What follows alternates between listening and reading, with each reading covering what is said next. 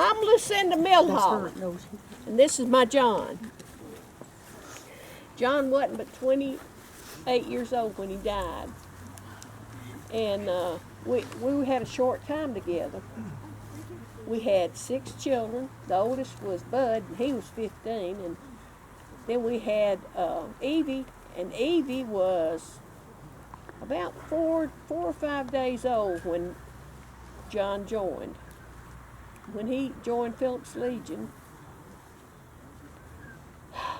I'd never been mad at my John, never. But when he joined Phillips Legion, I thought, what is he thinking of? Traipsing off, fighting them Yankees, when he's got a 4-day-old baby here and a wife that needs help with these 6 children. But it didn't stop it. He said that he had to do his duty. And he knew I was riled at him, though. I'm telling you, he knew. He went all the way to Atlanta. He got a photograph made of himself, and he sent it home to me. He said this was something for me to remember him by. Like I'm going to forget John. Oh, think about it. He was my life, everything. Well, our house used to stand right over yonder in the middle of that field. That was before the Yankees burnt Cassville, and they burnt our home down too.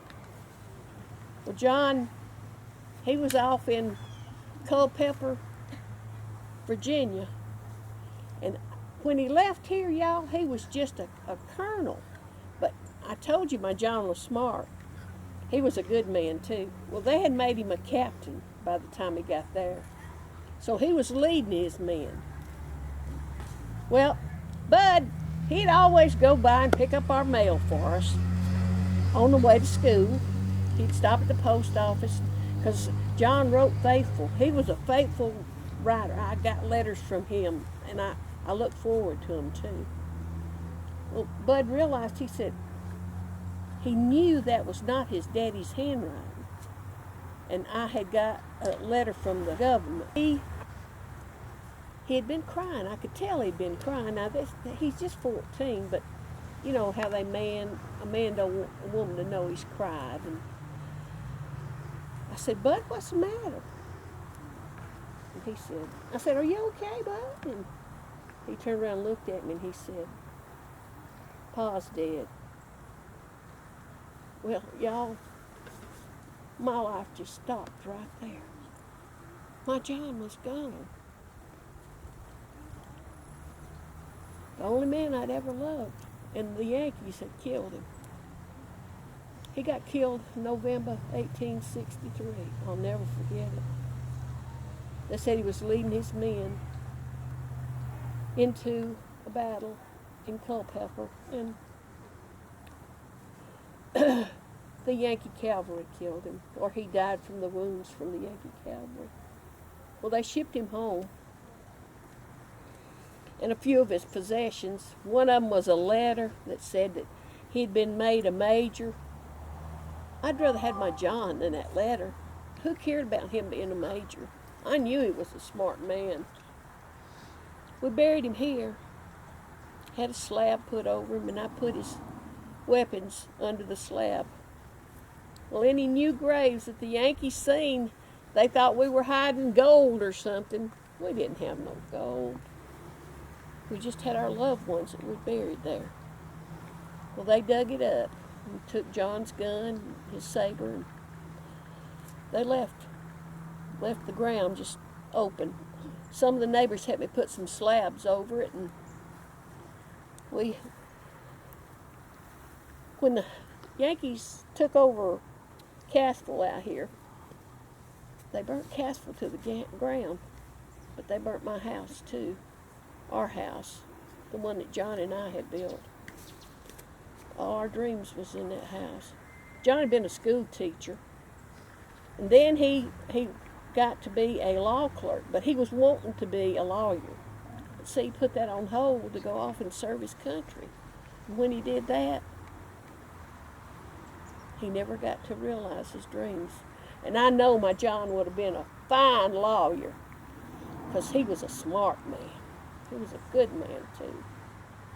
You just have to, I wish you could have known my John. I really do. Well, it was pouring down rain. It was cold. So I had some quilts I'd saved, and I made a lean-to over the slabs that we'd put down on top of John's grave, and I put 5 of my babies in there, the youngest ones.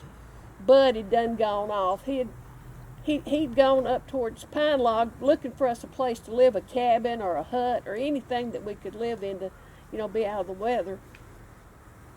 But the thing about it was, dear God, please keep him safe. Don't let anything happen to Bud.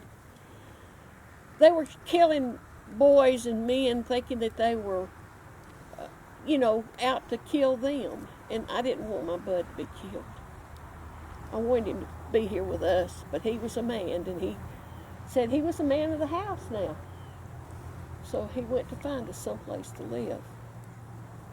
Well, after I finally got Evie calmed down, she's right at 4 months old now, she went to sleep too. They all got warm in there and went to sleep. Miss Shun brought us some biscuits. They were as hard as rocks. But bless her heart, they were about 3 days old.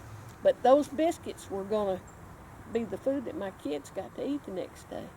I appreciate her, and God bless her for bringing them. It was just a long, long time. And you'd think once you give up your man that that's all a woman can give. But the Yankees took everything, y'all. They took it all. I had to sell some of John's law books just to buy a heifer so I can have milk for the children. And it just seemed like every day was a trial. Bud came back. He hadn't found us anything. And like I told you a minute ago, that Yankee come by trying to get us to go up north. Well, I told him we wasn't going nowhere. My kids was going to be raised right here. And they're going to be. They'll be good men and women when they grow up. I love my John. I miss my John. It's been a long, long time. I wished he had got to see the kids grow up. I know he'd be proud of them. It's a marvelous thing when you love somebody this much.